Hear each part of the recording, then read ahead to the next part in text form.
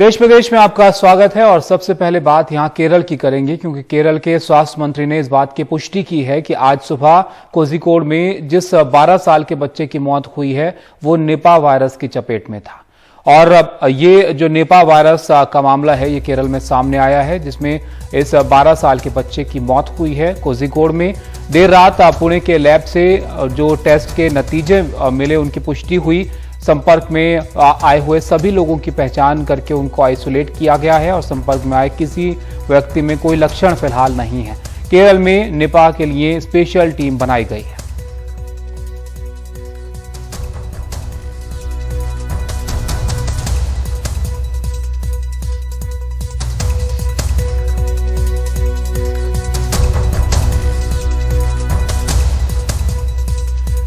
पश्चिमी उत्तर प्रदेश में डेंगू और वायरल फीवर की वजह से अस्पताल के ओपीडी भरे हुए हैं। अब तक करीब 51 बच्चे और 14 लोगों की जान जा चुकी है। फिरोजाबाद में इसका सबसे ज्यादा असर हुआ है।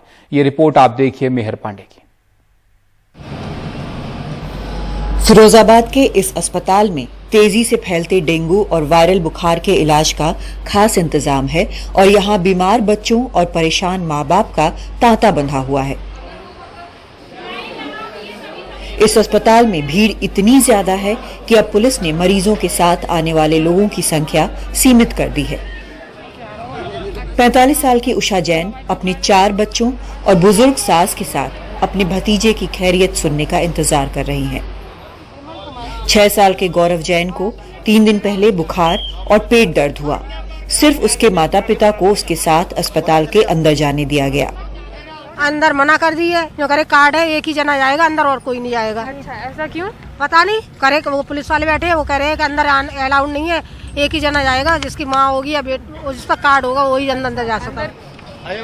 10 मिनट बाद ही भीड़ से बचने के लिए गौरव अस्पताल से बाहर आया।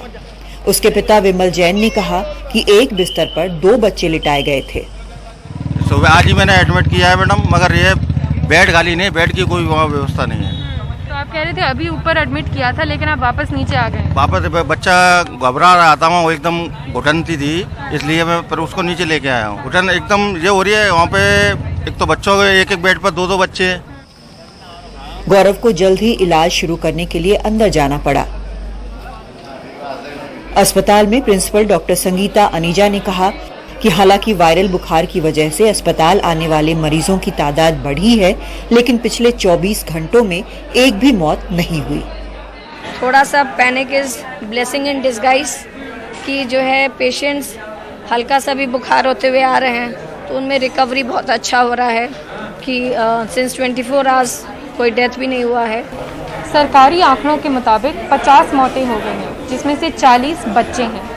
लेकिन इसी वेटिंग रूम में पिछले घंटे में एक छोटा बच्चा हमारी आंखों के सामने गुजर गया। दुख से बेहाल उसकी मम्मी कुछ नहीं कर पाई, क्योंकि अस्पताल आते आते ही बहुत देर हो गई थी। आसपास के गांव में ऐसी कितनी मौतें हैं जो ऑफिशियल गिनती में नहीं आ पाएंगी। राज्य के आला स्वास्थ्य अधिकारी आलोक कुमार ने आज अस्पताल का मुआयना किया। उन्होंने कहा कि उत्तर प्रदेश सरकार मौतों को छुपाने की कोशिश नहीं कर रही थी, लेकिन हालात का जायजा लेगी। देखिए, आंकड़े छुपाने की कोई बात नहीं है। आज मैं आया हूं, अभी तो मैंने सिर्फ माननीय मुख्यमंत्री जी ने मुझे निर्देश दिया है कि मैं फिरोजाबाद में कैंप करूंगा, और मैं आज भी हूं, कल भी हूं, और ज़रूरत पड़े तो और आगे भी रहूंगा। जब हम सारे पूरा जायजा ले लेंगे तब पूरी तरीके से हम इंटरैक्ट करेंगे। डेंगू मानसून के मौसम में हर साल फैलता है। इसके बावजूद यूपी सरकार इसके लिए बिल्कुल तैयार नहीं थी। अब अस्पतालों में अफरा तफरी और गम का माहौल है। जितेंद्र किशोर और सुशील राठी के साथ मेहर पांडे, एनडीटीवी इंडिया। उधर केंद्रीय गृहमंत्री अमित शाह की मौजूदगी में शनिवार को ऐतिहासिक करबी आंगलांग समझौता हुआ। कल दिल्ली में आयोजित त्रिपक्षीय करबी शांति समझौते पर असम के मुख्यमंत्री हिमंत बिस्वा शर्मा और करबी संगठनों के प्रतिनिधियों ने हस्ताक्षर किए हैं। इस मौके पर अमित शाह ने कहा कि मोदी सरकार दशकों पुराने संकट को हल करने और असम की क्षेत्रीय अखंडता सुनिश्चित करने के लिए प्रतिबद्ध है और समझौते के बाद 5 से अधिक संगठन के लगभग 1000 कैडर ने हथियार डालकर मुख्यधारा में आने की शुरुआत की है। साथ ही उन्होंने ऐलान किया कि आंगलांग के संबंध में असम सरकार 5 साल में क्षेत्र के विकास के लिए 1000 करोड़ रुपए खर्च करेगी। केंद्रीय सरकार की ये दिन आसाम और कार्बी क्षेत्र के इतिहास में सुवर्णमयी अक्षरों के साथ निश्चित रूप से लिखा जाएगा, क्योंकि आज 5 से अधिक संगठनों के लगभग 1000 कैडर ने हथियार डालकर मेन स्ट्रीम में आने की शुरुआत करी है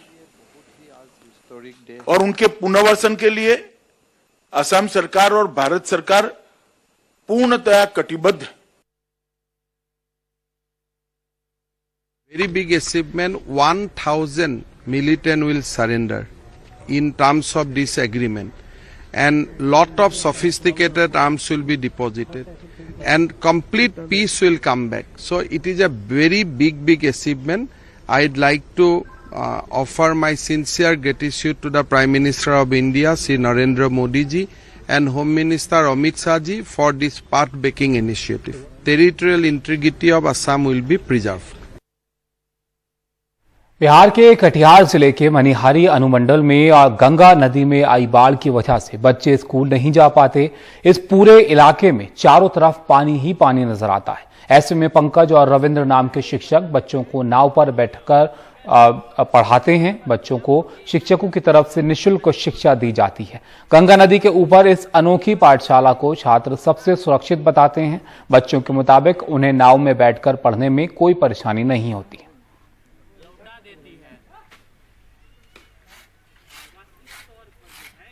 यहाँ का जो क्षेत्र है, मनिहारी जो क्षेत्र है, आप देख रहे हैं कि चारों ओर से डूबा हुआ है और यहाँ पे नाव जो है हर घर में है।